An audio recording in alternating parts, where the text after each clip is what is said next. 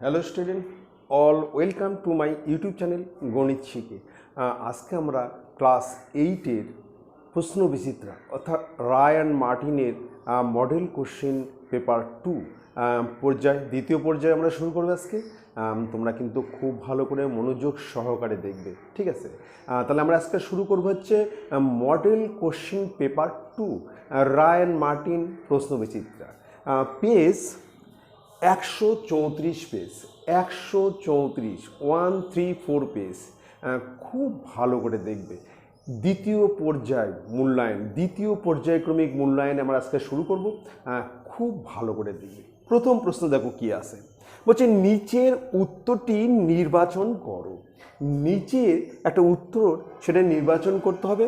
বলছে কোনো দ্রব্যের মূল্য প্রথমে 10% বাড়িয়ে, কোনো দ্রব্যের মূল্য প্রথমে 10% বাড়িয়ে পরে বর্ধিত মূল্যের উপর, বাড়ানো মূল্যের উপর, বর্ধিত মূল্যের উপর 10% কমানো হলে বলছে নিম্নের কোনটি ঠিক হবে? নিম্নের কোনটি ঠিক? এ নম্বর অপশান দ্রব্যের মূল্য একই থাকলো, বি নম্বর অপশান দ্রব্যটির মূল্য বেড়ে গেল, সি নম্বর অপশান দ্রব্যটির মূল্য কমে গেল, আর ডি নম্বর অপশান কোনোটি নয়, মানে কোনোটি ঠিক নয়। তাহলে আমাকে এটা দেখতে হবে এর মধ্যে কোন অপশানটা কারেক্ট হবে। ঠিক আছে, তোমরা খুব ভালো করে দেখো। এখানে বলছে কোনো দ্রব্যের মূল্য প্রথমে 10% বাড়িয়ে গেল। আমরা কিন্তু প্রথমে দ্রব্যের কিন্তু একটা মূল্য কিন্তু আমরা ধরে নেব, সেটা কিন্তু আমরা ধরে নিচ্ছি 100 টাকা। ধরি দ্রব্যের মূল্য ইকুয়াল টু 100 টাকা। আমরা লিখছি ধরি দ্রব্যের মূল্য ইকুয়াল টু 100 টাকা। ধরি দ্রব্যের মূল্য 100 টাকা। এবার 10% বাড়িয়ে, এবার যদি 10% বাড়ে মানে 100 টাকায় 10 টাকা বাড়বে, তাহলে দ্রব্যের মূল্যটা হবে কত? 100 প্লাস 10, মানে দ্রব্যের মূল্য এবার কি হলো? 10% বেড়ে গেল। লিখব 10% বৃদ্ধিতে, আমরা লিখব 10% বৃদ্ধিতে, বৃদ্ধিতে দ্রব্যের মূল্য, দ্রব্যের মূল্য equal to 100 plus 10 equal to 110 টাকা। তাহলে আমরা কিন্তু প্রথমে কিন্তু দ্রব্যের মূল্য 100 টাকা ধরে নিছি, ঠিক আছে? এইবার যদি 10% বেড়ে যায় মানে 100 টাকায় 10 টাকা বেড়ে যাবে, তাহলে দ্রব্যের মূল্য হবে 100 প্লাস 10 ইকুয়াল টু 110 টাকা। কমপ্লিট। এইবার বলছে বর্ধিত মূল্যের উপর 10% কমানো হলে,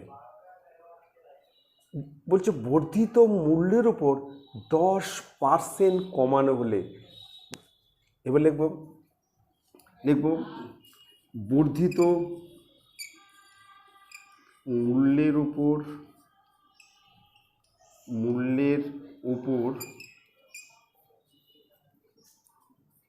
10% কমলে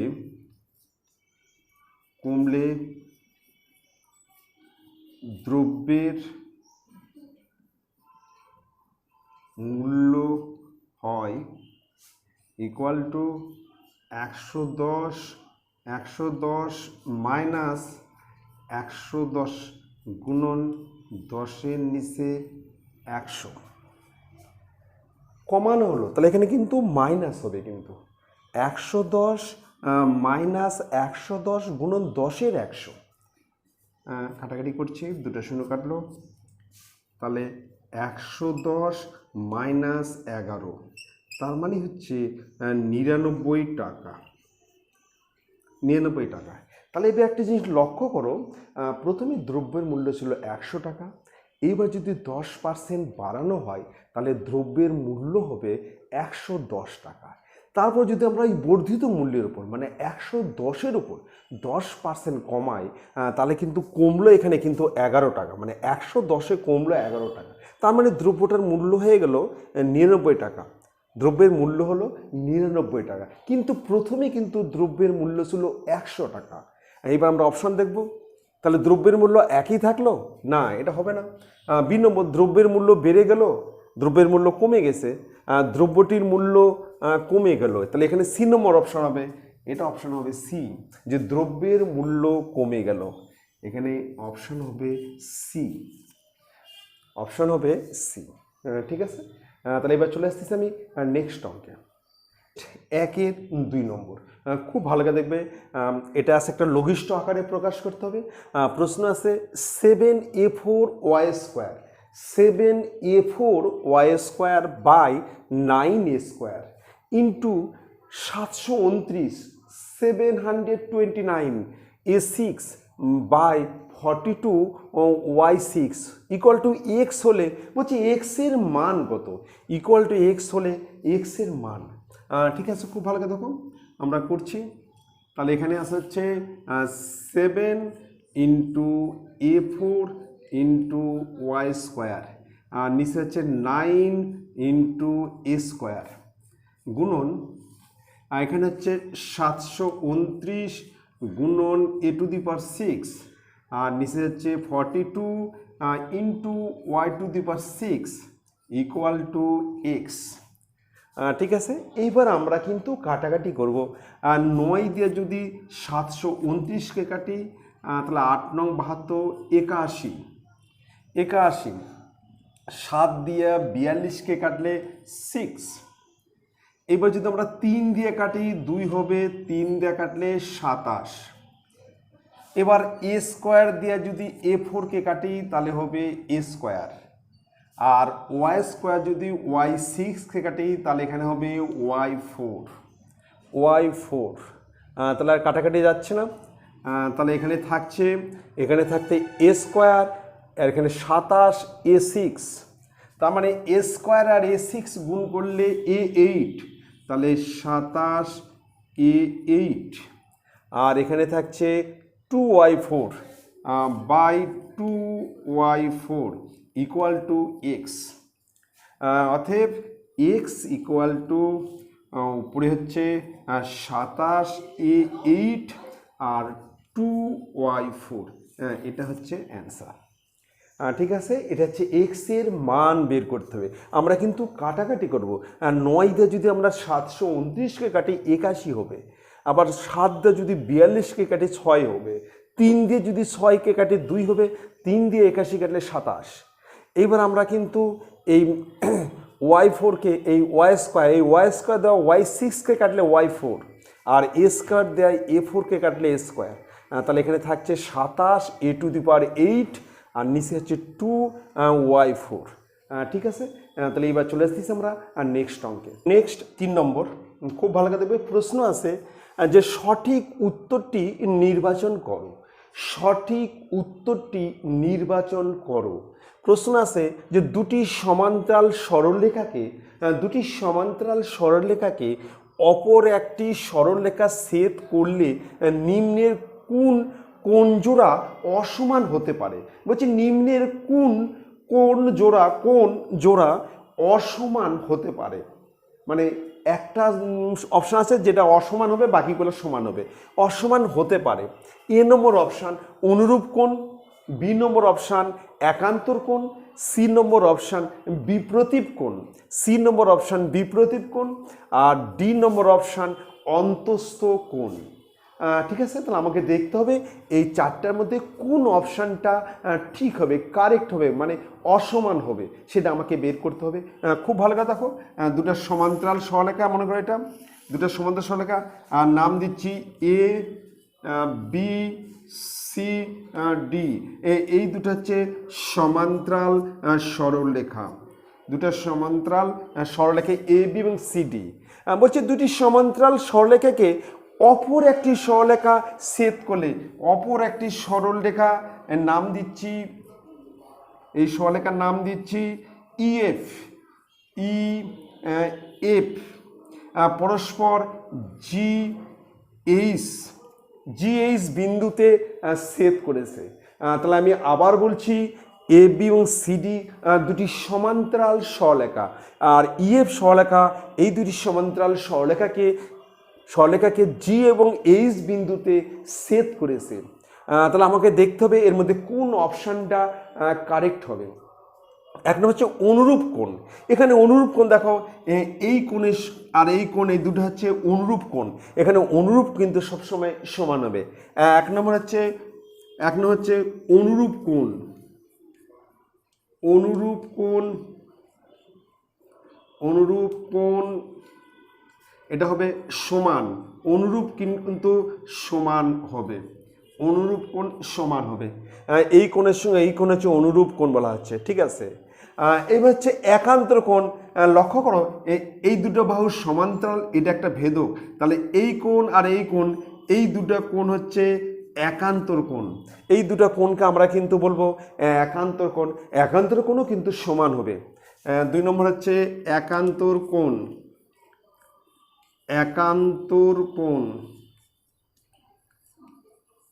একান্তর কোণ সমান হবে। একান্ত কোণ সমান হবে, ঠিক আছে। আর 3 নম্বর হচ্ছে বিপ্রতীপ কোণ। দেখো, এই কোণের সঙ্গে এই কোণ বিপ্রতীপ, আর এই কোণের সঙ্গে এই কোণ বিপ্রতীপ, এটার সঙ্গে বিপ্রতীপ। তাহলে একটা জিনিস লক্ষ্য করো যে এই কোণ আর এই কোণ, এই দুটো কোণ হচ্ছে বিপ্রতীপ। আবার এই কোণের সঙ্গে এই কোণ বিপ্রতীপ, এই কোণ আর এই দাগ দিলাম, এই দুটোও বিপ্রতীপ। তাহলে কিন্তু বিপ্রতীপ কোণ সমান হবে। আমরা জানি দুটি শৃঙ্খলা পরস্পর ছেদ করলে যে একজোড়া বিপ্রতীপ কোণ উৎপন্ন হবে, তারা পরস্পর সমান হয়। তাহলে এই কোণ আর এই কোণ বিপ্রতীপ, দুটো কোণ সমান। আবার এখানেও দুটো কোণ বিপ্রতীপ সমান, আবার এই দিক দুটো কোণ বিপ্রতীপ সমান, এই দুটো কোণ বিপ্রতীপ সমান। তা আমরা লিখবো যে বিপ্রতীপ কোণ সমান হবে। 3 নম্বর বিপ্রতীপ কোণ সমান হবে। বিপ্রতীপ কোণ সমান হবে। আর 4 নম্বর হচ্ছে অন্তস্থ কোণ। দেখো, অন্তস্থ, এই দুটো বাহু সমান একটা ভেদক। তাহলে এই যে কোণ উৎপন্ন হচ্ছে, যে এটা, এই কোণটা আর এই কোণটা, এটা হচ্ছে অন্তস্থ কোণ। এই কোণটার সঙ্গে এটা হচ্ছে অন্তস্থ কোণ। অন্তস্থ কোণের যোগফল কিন্তু 180 ডিগ্রি। কিন্তু এই দুটো কোণ কিন্তু সমান নাও হতে পারে। অন্তস্থ কোণ কিন্তু সমান নাও হতে পারে। তাহলে এই দুটো অন্তস্থ, আবার এইদিকে এই দুটো অন্তস্থ, এই দুটো কোণ কিন্তু সমান নাও হতে পারে। আমরা লিখবো যে অন্তস্থ কোণ। 4 নম্বর হচ্ছে অন্তস্থ কোণ সমান নাও হতে পারে। তাহলে অন্তস্থ কোণ কিন্তু সমান হবে এমন কোনো কথা নেই। কিন্তু দুটি অন্তস্থ কোণের যোগফল কিন্তু 180 ডিগ্রি। এই কোণ আর এই কোণের যোগফল হবে 180 ডিগ্রি। আবার এই দুটো কোণের যোগফল 100, কিন্তু দুটো কোণ কিন্তু সমান হবে এমন কোনো কথা নেই।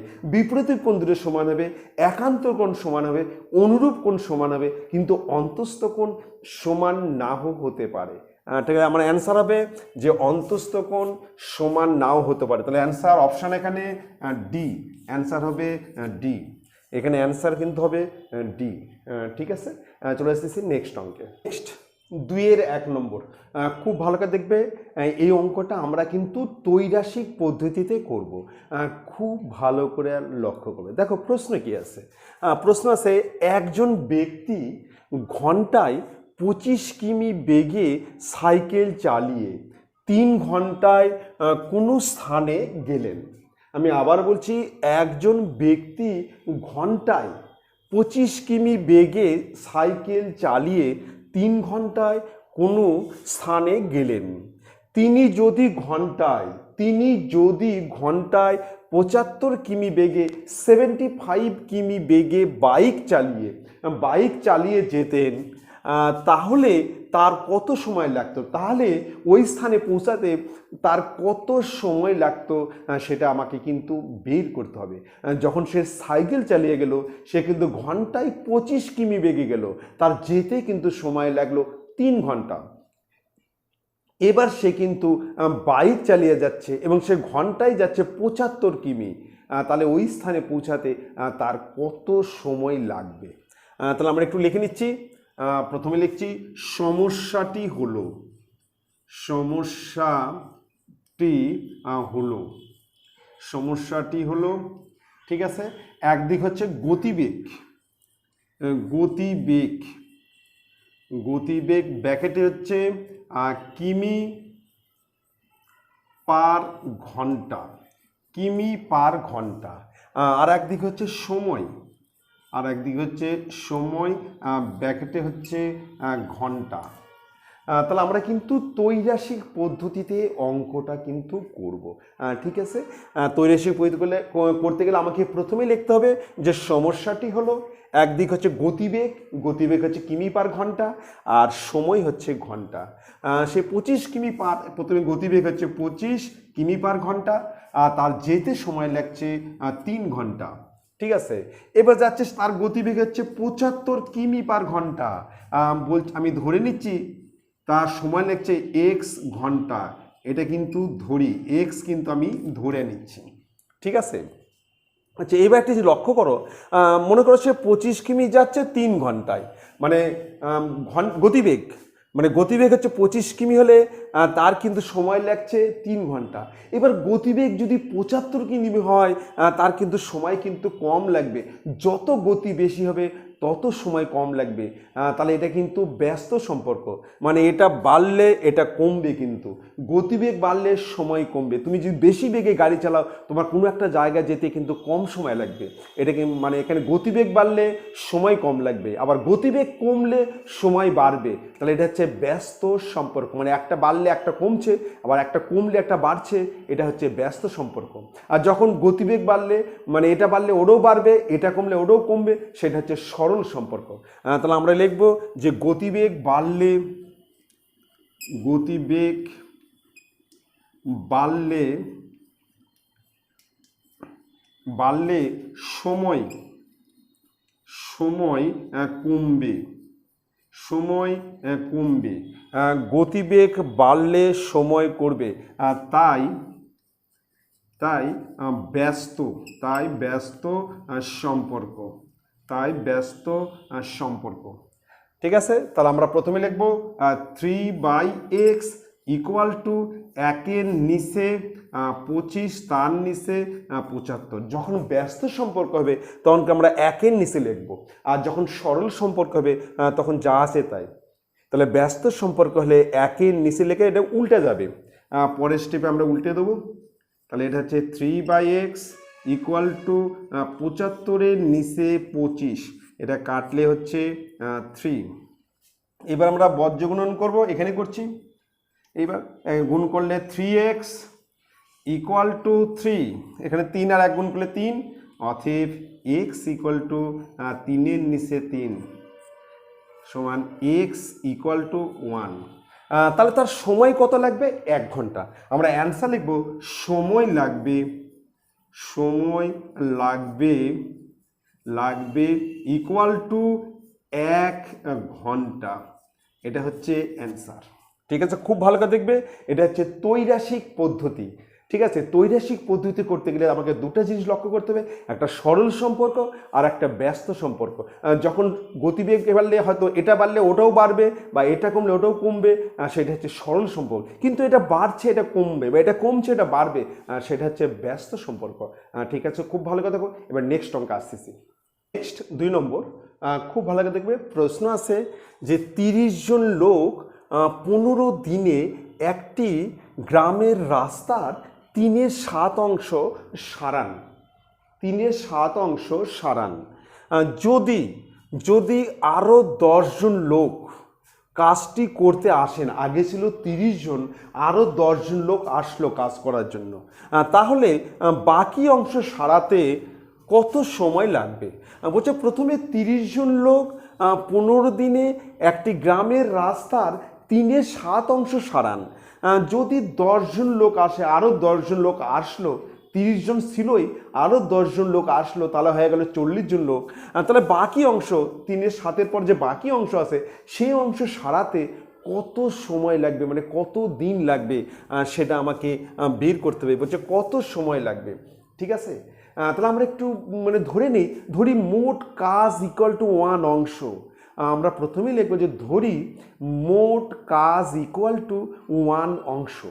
আমরা লিখছি ধরি মোট কাজ ইকুয়াল টু 1 অংশ।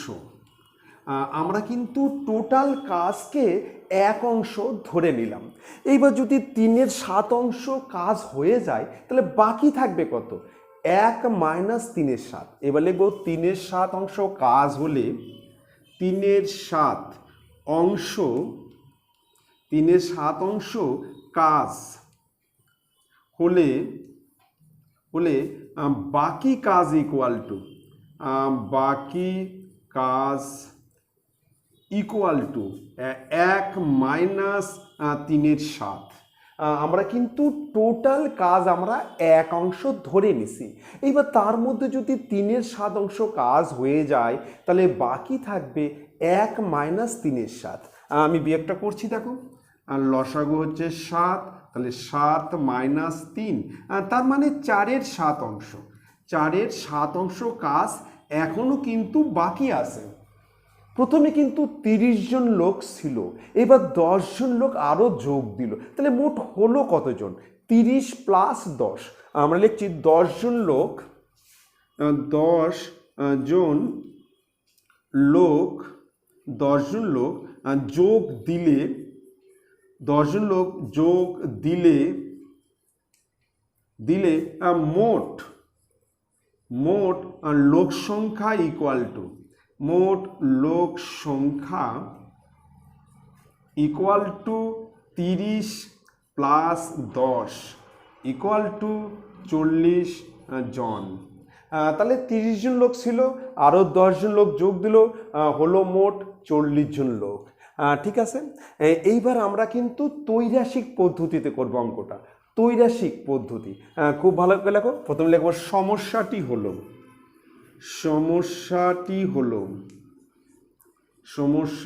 হলো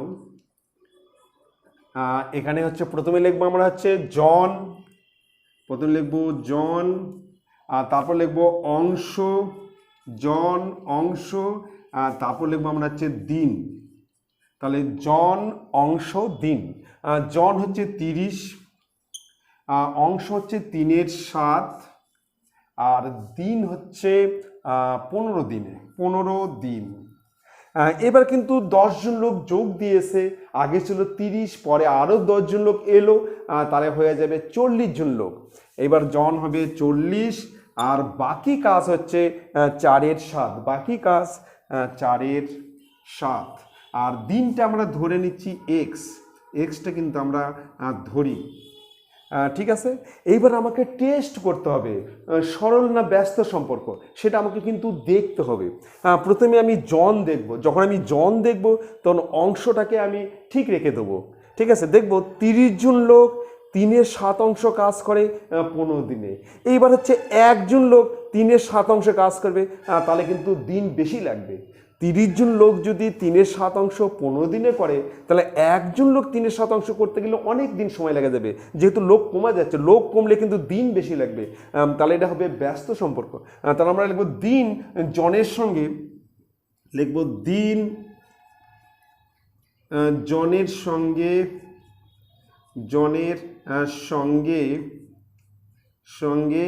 ব্যস্ত সম্পর্ক।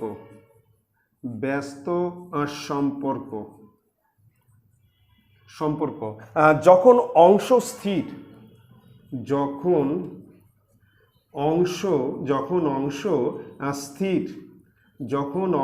স্থির, ঠিক আছে, দিন জনের সঙ্গে ব্যস্ত সম্পর্ক যখন অংশ স্থির। আচ্ছা, আবার থেকে এবার আমরা অংশ দেখব। 30 জন লোক 3-এর 7 অংশ করে 15 দিনে। এবার 30 জন লোকই আছে কিন্তু অল্প কাজ করবে, তাহলে কম দিন লাগবে। এবার অংশ কমলে কিন্তু দিন কম লাগবে। জন যেহেতু ঠিক আছে, জন একই আছে, তাহলে এখানে হচ্ছে সরল সম্পর্ক। তাহলে আমরা লিখব অংশ দিনের সঙ্গে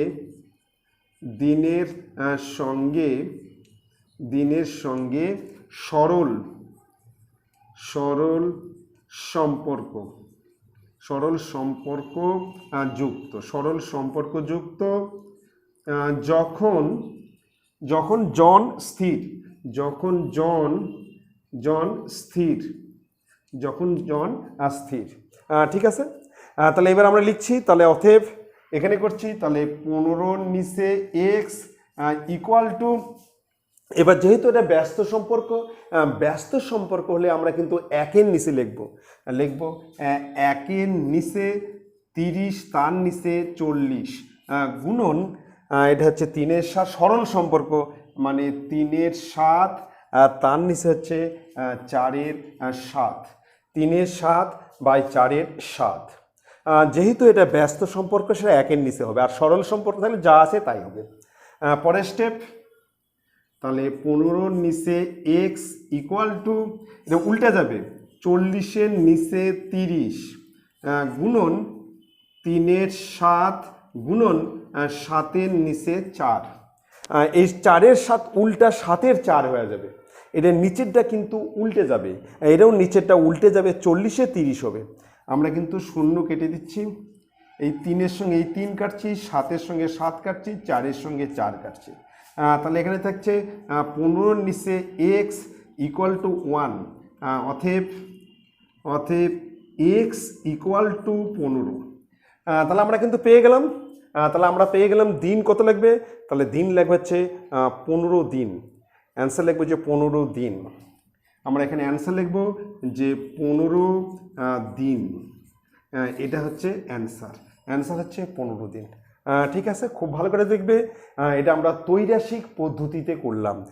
যখন 30 জন লোক 3-এর 7 অংশ করে 15 দিনে, এইবার একজন লোক 3-এর 7 অংশ করবে, কাজ কিন্তু একই আছে, কিন্তু লোক কমে গেছে, তাহলে কিন্তু দিন বেশি লাগবে, কিন্তু তার মানে জন কমলে দিন বাড়বে যখন অংশ স্থির থাকে, এটা হচ্ছে ব্যস্ত সম্পর্ক।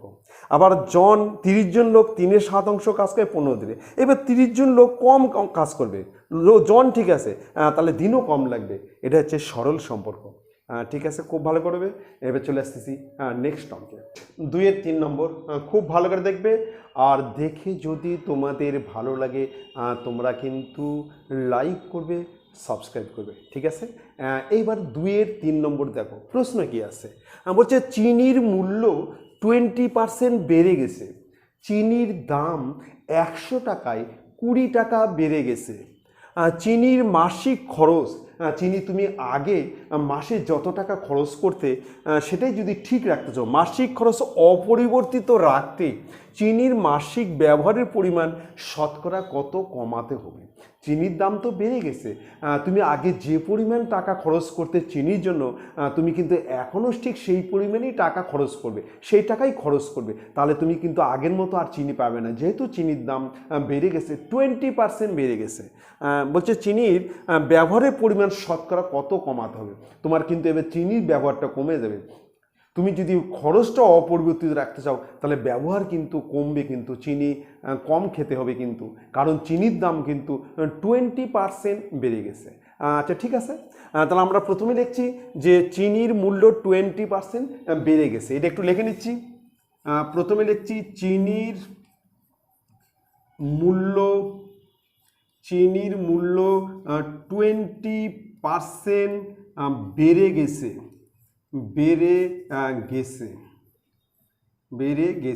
অর্থাৎ পূর্বে 100 টাকায় যে পরিমাণে চিনি পাওয়া যেত, বর্তমানে সেই পরিমাণ চিনির দাম 120 টাকা।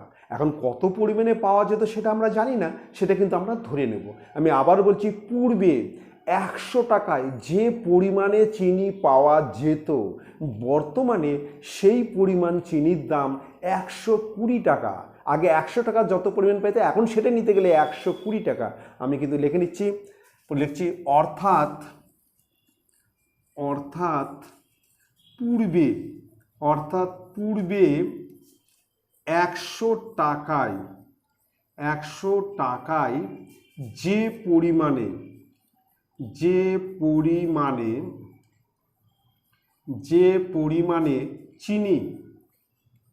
চিনি পাওয়া যেত, যে পরিমাণে চিনি পাওয়া যেত, মানে কতখানি পাওয়া যেত সেটা কিন্তু দেওয়া নাই, সেটা আমি ধরে নেব।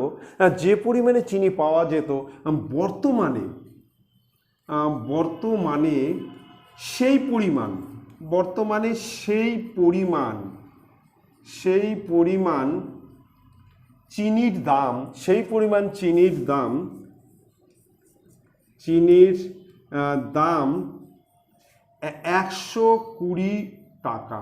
মানে চিনির দাম 20% বেড়ে গেছে।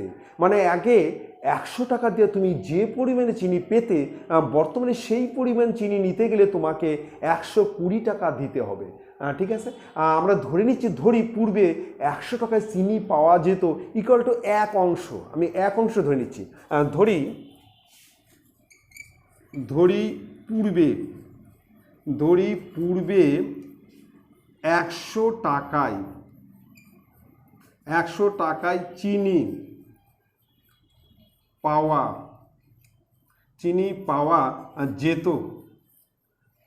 যেত ইকুয়াল টু 1 অংশ। আমি ধরে নিলাম যে আগে আমি 100 টাকা দিয়ে 1 অংশ চিনি পেতাম। বর্তমানে কিন্তু এই 1 অংশ চিনি নিতে গেলে তোমাকে দিতে হবে 120 টাকা। লিখবি বর্তমানে, লিখব বর্তমানে 120 টাকায়, 120 টাকায় চিনি, 120 টাকায় চিনি পাওয়া যায় ইকুয়াল টু 1 অংশ। এইবার কিন্তু বর্তমানে কিন্তু তুমি 1 অংশ চিনি নিতে গেলে তোমার কাছ থেকে নেবে 120 টাকা। এইবার তুমি তো খরচ অপরিবর্তিত রাখবে। মানে আগেও তুমি চিনির জন্য 100 টাকা খরচ করতে, এখনও তুমি চিনির জন্য কিন্তু 100 টাকায় খরচ করবে। কিন্তু আগে তুমি 100 টাকাতে 1 অংশ পেতে, কিন্তু এখন তুমি 100 টাকায় কতখানি পাবে সেটা বের করি। বর্তমানে 1 টাকায় পাওয়া যায়, তাহলে 1-এর নিচে 120 অংশ, আর বর্তমানে 100 টাকায় পাওয়া যায় ইকুয়াল টু, তাহলে উপরে 100 নিচে 120, তাহলে 5-এর 6। তাহলে কিন্তু এখন তুমি কিন্তু পাবে 6/5 আগে তুমি পুরোপুরি 6 ভাগ পেতে, সেখানে তুমি এখন 6/5 পাবে, 5-এর 6 অংশ। ঠিক আছে, এখন 100 টাকা দিলে কিন্তু তুমি 5-এর 6 অংশ চিনি পাবে। আগে 100 টাকা দিয়ে তুমি চিনি পেতে 1 অংশ। তাহলে তো চিনির ব্যবহার তোমার কমলো, আগের থেকে তুমি কম চিনি খাচ্ছ। কত কম ব্যবহার করছো? লিখি চিনির ব্যবহার কমে। এবার লিখব চিনির ব্যবহার কমে, চিনির ব্যবহার কমে ইকুয়াল টু 1 মাইনাস 5-এর 6। তাহলে এখানে বিয়োগ লসক হচ্ছে 6 বিয়োগ 5, তাহলে 1-এর 6 অংশ।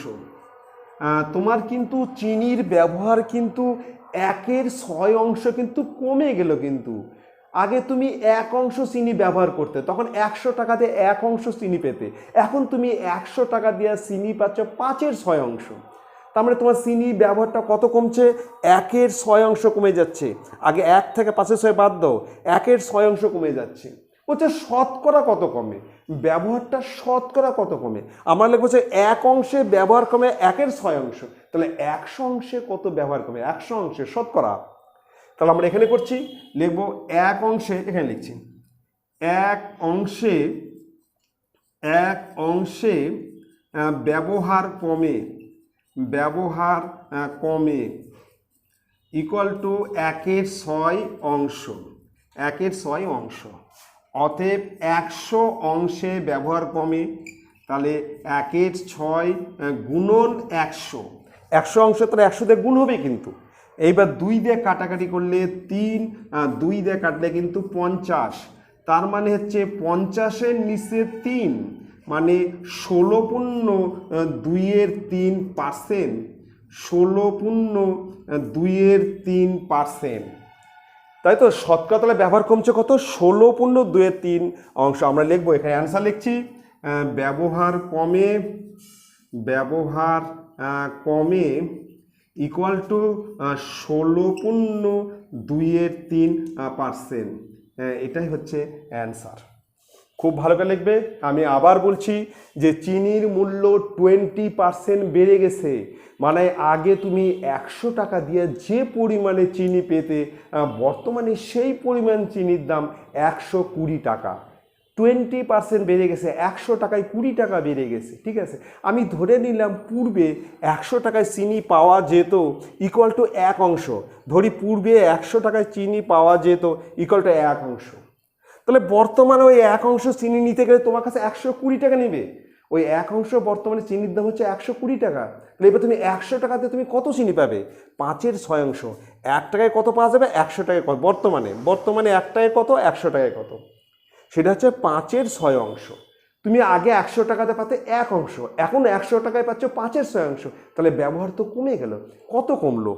1 মাইনাস 5-এর 6 ব্যবহার, চিনির ব্যবহার কমে 1 মাইনাস 5-এর 6 বিয়োগ করলে 1-এর 6 অংশ। এই যে 1-এর 6 অংশ কমলো, কততে 1-এর 6 কমলো? 1 অংশে কমলো 1-এর 6 অংশ। 100-তে কত? 1 অংশে ব্যবহার কমে 1-এর 6 অংশ। 100 অংশে কত কমলো? সেটা হচ্ছে 50-এর 3, মানে 16.2%। ঠিক আছে, খুব ইম্পর্টেন্ট অঙ্ক, খুব ভালো করে দেখবে। এই অঙ্কটা কিন্তু পরীক্ষায় খুব আসে। নেক্সট অঙ্ক দেখো। নেক্সট 2-এর 4 নম্বর, খুব ভালো করে দেখবে, খুব ইম্পর্টেন্ট অঙ্ক। দেখো প্রশ্ন কি আছে, বলছে এক পাত্র শরবতে 5:2 অনুপাতে সিরাপ ও জল মিশানো আছে। 5:2 অনুপাতে সিরাপ ও জল মিশানো আছে। বলছে এই শরবতের কত অংশ তুলে নিয়ে তার পরিবর্তে সম পরিমাণ জল ঢাললে সিরাপ ও জলের পরিমাণ সমান সমান হবে। বলছে এই শরবতের কত অংশ, আমরা তো সিরাপ আর জলকে আমরা পৃথকভাবে তুলতে পারবো না। যে বলছে শরবতের কত অংশ তুলে নিয়ে তার পরিবর্তে সম পরিমাণ, যে পরিমাণ শরবত তুলব ঠিক সেই পরিমাণে আমরা জল ঢালবো। সম পরিমাণ জল ঢাললে সিরাপ ও জলের পরিমাণ সমান সমান হবে। আচ্ছা, আমরা প্রথমে ধরে নিচ্ছি, ধরি মোট শরবত ইকুয়াল টু 1 অংশ। আমরা ধরে নিচ্ছি, প্রথমে লিখছি ধরি মোট শরবত ইকুয়াল টু 1 অংশ। ধরি মোট শরবত ইকুয়াল টু 1 অংশ। এবার লিখব সিরাপ ইস টু জল, লিখব সিরাপ ইস টু জল ইকুয়াল টু 5:2। অতএব সিরাপ আছে 5-এর 7 অংশ, অতএব জল আছে 2-এর 7 অংশ। যেটা বের করব সেটা গুণ করবার, নিচে হচ্ছে অনুপাতের যোগফল। যদি সিরাপ বার করি তাহলে আমরা উপরে লিখবো 5 আর নিচে 5 যোগ 2 মানে 7 লিখবো। অতএব সিরাপ আছে, যেহেতু মোট শরবত 1 অংশ, লিখবো সিরাপ আছে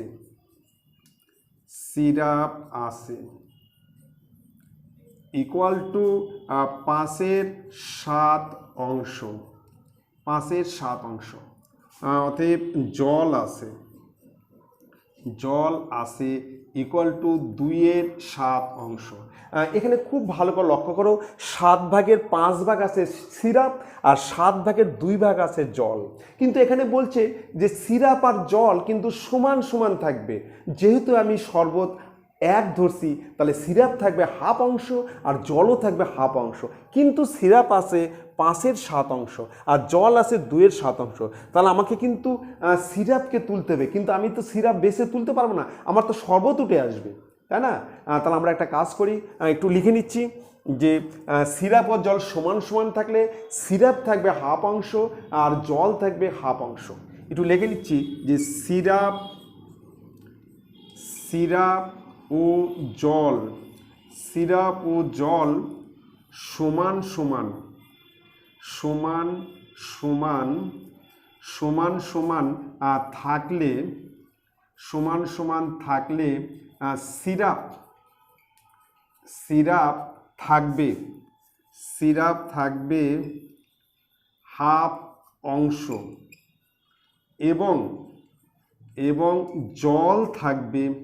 এবং জল থাকবে 1/2 অংশ। যেহেতু মোট শরবত ইকুয়াল টু 1, যেহেতু মোট শরবত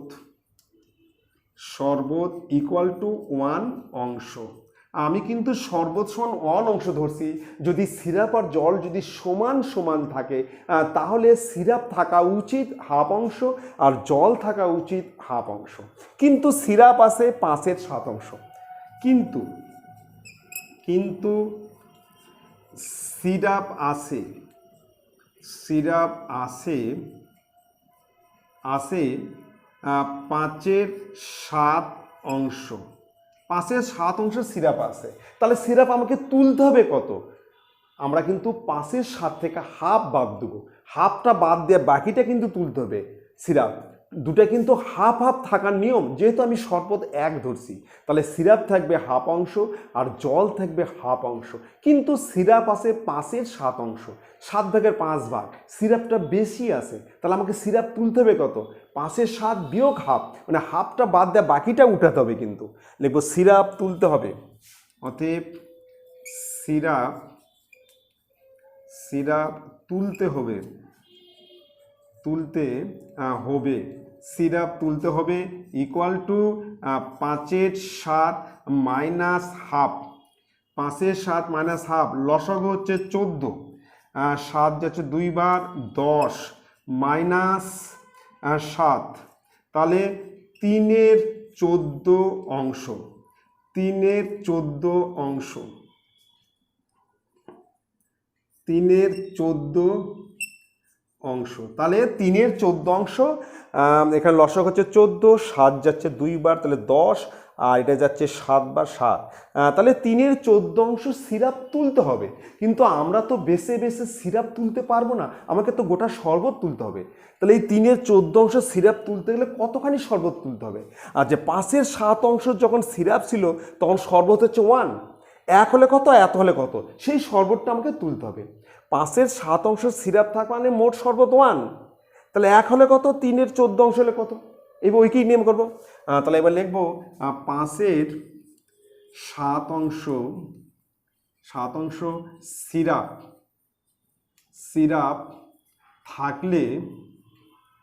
থাকলে মোট শরবত ইকুয়াল টু 1 অংশ।